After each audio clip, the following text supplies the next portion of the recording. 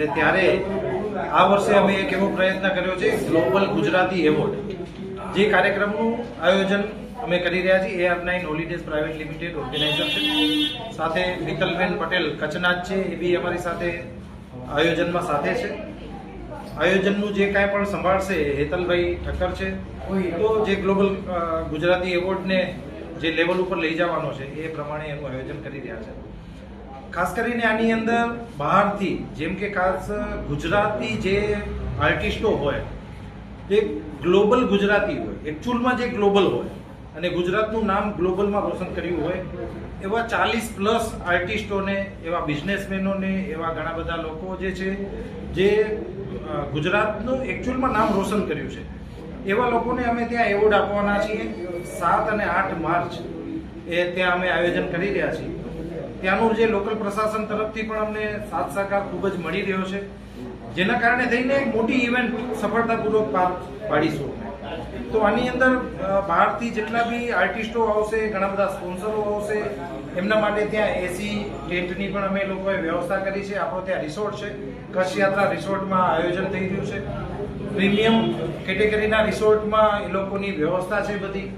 ત્યાં ઘણા બધા સ્ટોલ લગાડવામાં આવ્યા છે, જેથી કરીને કચ્છના બી આર્ટિસ્ટો હોય, ગુજરાતના બી કોઈ આર્ટિસ્ટો હોય, કોઈ પોતાની પ્રોડક્ટ ત્યાં લોન્ચ કરવા માંગતા હોય, અથવા ત્યાં પોતાની પ્રોડક્ટનું સેલિંગ પણ કરવા માંગતા હોય, તો એના માટે એક નાનકડો અમે ત્યાં એક્ઝિબિશન પણ રાખશું. 3 દિવસ માટેનો, 2 દિવસનું આ ઇવેન્ટ છે, 3 દિવસનું એક્ઝિબિશન છે. તો ઘણા બધા લોકો એમની રાહ જોઈ રહ્યા છે અને મોટા લેવલ ઉપર એક કાર્યક્રમ કરવાનું અમે પ્લાનિંગ કરી રહ્યા છીએ. Okay, ready? બોલ. મારું નામ મિત્તલ પટેલ છે, ભુજથી રહેવાળી છું. કચ્છમાં પહેલી વાર ત્યાં ગુજરાતનું કંઈક મોટું એક્ઝિબિશન કે એવોર્ડ થઈ રહ્યો છે. કચ્છના લોકો પહેલી વાર આવું વસ્તુ જોશે કે જે બહુ ઉત્સાહમાં છે કે કચ્છના આ કંઈક મોટું અહીંયા આયોજન થાય છે. તો કયા લેવલમાં કઈ રીતે થશે એના માટે બહુ અત્યારથી બહુ તેને માણવા માટે બહુ ઉત્સાહમાં છે. મારું નામ વિવેક ઠક્કર છે અને મારી કંપનીનું નામ છે જેસ પ્રોડક્શન, જે ઇવેન્ટને ઓફિશિયલી મેનેજ કરે છે. સો કંપનીનું નામ છે જેસ પ્રોડક્શન, જે ગ્લોબલ ગુજરાતી એવોર્ડ મેનેજ કરવામાં આવે છે. અને અમે લોકો એ લેવલનું સ્કેલ રાખવાનો વિચાર કરી રહ્યા છે, જે રીતે અહીંયા અમદાવાદમાં જીફા થાય છે, એ જ સ્કેલ અને એ જ રીતનો એવોર્ડ જ્યાં કચ્છમાં થાય એની વ્યવસ્થા અમે લોકો મૂળ રાખીશું. દરેકે દરેક કલાકાર જે આવે છે એને બધી જ સુવિધા મળે, એનું ટ્રાવેલિંગથી લઈને ત્યાં જે સીન સિનેરિયો દેખાડવાની જે વાતચીત છે એ બધી જ તકેદારી અમે લોકો રાખી રહ્યા છીએ. એવોર્ડ 7મી અને 8મી માર્ચે કચ્છ યાત્રા રિસોર્ટ ધોરડો ખાતે યોજાવા જઈ રહ્યો છે. આ કાર્યક્રમ 2 દિવસનો રહેશે. 6 તારીખે અહીંયાથી અમારી ટીમ ત્યાં ધોરડો આ બધા આયોજન માટે જવા રવાના થશે. 7મી તારીખે ત્યાં કલ્ચરલ નાઇટ છે કે જેમાં કચ્છનું લોકલ જે ફોક છે, જે કલ્ચરલ પ્રોગ્રામ છે, જે લોકલ આર્ટિસ્ટો છે, એમને ચાન્સ આપવામાં આવશે, એમને એક પ્લેટફોર્મ આપવામાં આવશે અને એ આખો સાંસ્કૃતિક કાર્યક્રમ 7 તારીખે રજૂ થશે.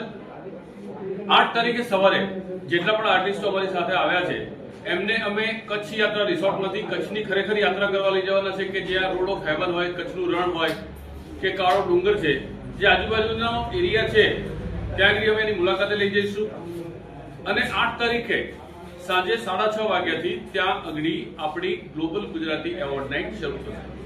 ગ્લોબલ ગુજરાતી એવોર્ડ નાઇટ જે છે તે 40 કેટેગરીમાં છે અને આ અલગ અલગ કેટેગરીમાં કલા, સંસ્કૃતિ, ક્રિએટર, ફિલ્મ અને મ્યુઝિક, આ ક્ષેત્રમાં જે લોકોએ સારું કામ કર્યું છે, જે લોકોએ સારું નામ કર્યું છે, એને અમારી જ્યુરી દ્વારા પસંદ કરવામાં આવશે. આ ઇન્ડિપેન્ડન્ટ જ્યુરી છે કે જે ફિલ્મ કલા ક્ષેત્રે પોતાના નોલેજ અને અનુભવથી આઈડેન્ટિફાય કરશે કે આ લોકોમાંથી આપણે કોકને એમાં પસંદ કરવા જોઈએ અને એ જે બી અમને 4 નામ આપશે એમાંથી જેની અવેલેબિલિટી હશે, જેની અનુકૂળતા હશે. કારણ કે આપણી તારીખ જે છે એ વુમન્સ ડે છે અને 8 તારીખે બધા જ અવેલેબલ હોય એવું શક્ય નથી. કારણ કે જે લોકો કલાકાર છે એમને પણ કાર્યક્રમ હોય, તો જેની જે પણ અવેલેબિલિટી મળશે એ પ્રમાણે અમે આઈડેન્ટિફાય કરી અને અમારી જે કેટેગરી છે ફિક્સ છે, એ કેટેગરી પ્રમાણે અમે એ લોકોને અહીંયાથી ત્યાં લઈ જઈશું અને 8 તારીખે આ સુંદર ફંક્શન કરીશું. કોઈ ખાસ મહેમાન ઉપસ્થિત રહેવાના હોય એવું કંઈ હોય અને કોઈ ખાસ આકર્ષણનું કેન્દ્ર ત્યાં કરે ઊભું કરવાનું કંઈ કંઈ ત્યાં આકર્ષણના કેન્દ્રમાં ત્યાં ખાસ બોલિવૂડમાંથી ઘણા બધા લોકો આવશે જ. નામ અત્યારે હું તમને જાહેર એટલા માટે નથી કરી શકતો કારણ કે આ કાર્યક્રમનું વિમોચન જ આજે થઈ રહ્યું છે. હજી આજથી લોકોને ખબર પડશે કે આવો કોઈ ગ્લોબલ ગુજરાતી એવોર્ડ થઈ રહ્યો છે, પણ આવનારા સમયમાં અમારા ઇન્સ્ટાગ્રામ અને ફેસબુક પેજ ઉપર જે લોકો આવવાના છે એના વિડીયો મૂકવામાં આવશે, એમના વિડીયો બાઇટ્સ આવશે, એમના ફોટોગ્રાફ આવશે અને દરેક લોકોને ખબર પડશે કે ત્યાં કયા કયા સેલિબ્રિટી આવી રહ્યા છે. ઓકે. યુવા